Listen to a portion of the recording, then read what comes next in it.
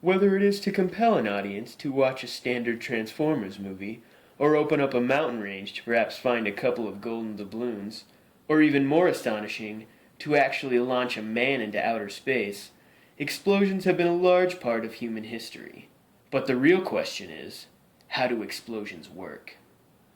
Today, we will be examining the explosives TNT and the rocket fuel hydrazine. As known from our Sunday morning cartoons, Wile E. Coyote blows up every episode from this explosive, TNT, which also stands for trinitrotoluene. TNT was discovered in the 1860s by German scientist Julius Wilbrand.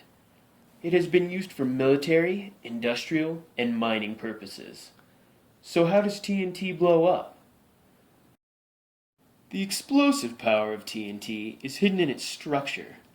The nitro groups attached to a benzene ring are sterically hindering each other, so all it takes is an initiating force, such as a spark, which will cause the whole structure to fall apart, aka decompose, into gaseous, more stable molecules.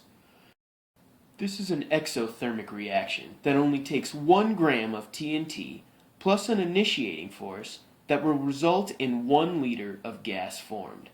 That's 1,000 times increase in volume. To put this in perspective, let's place 1 gram of TNT in a glass container.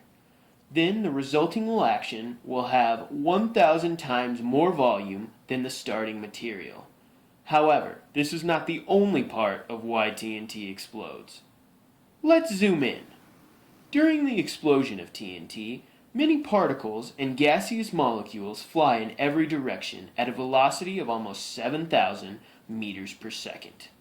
Thus, it is the increase in volume at an incredibly high rate that causes the explosive power of TNT. So we know that TNT blows things up, but can a similar reaction launch things into space? With hydrazine it can. Hydrazine was first used in World War II to fuel Germany's first rocket-powered plane, and most recently, hydrazine has been used to launch a probe to Mars.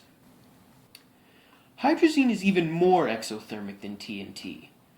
Hydrazine, when catalyzed, decomposes to make nitrogen and hydrogen gas, which greatly increases the volume. This happens at a velocity of over 9,000 meters per second. Hydrazine is a good rocket fuel because it's a liquid, which is easy to store. Hydrazine also gives off water and nitrogen gas as harmless byproducts to the environment, and lastly, hydrazine does not need an ignition source like TNT, making hydrazine much more powerful and a better rocket propellant than TNT. So how are these two related? Both TNT and hydrazine explode by decomposing into similar, more stable gas molecules, which increases the volume of the reaction at an incredibly fast rate, which causes an epic explosion. So we love explosions, but what would the world be without them? Pretty boring if you ask me. So even if explosions may be our own demise in the future, as they say in showbiz, the best way to end is to go out with a bang. So fun fact, TNT and dynamite are not the same thing. How do these two explosive sticks differ from each other? TNT is trinitrotoluene, and dynamite is nitroglycerin. As you can see, these two explosives have very different structures, and unlike TNT, nitroglycerin can have many medical uses. Narration by Todd Savolt. Director and cinematographer, Timothy Kim. Research and pictorial analyzer, Mason Tuttle.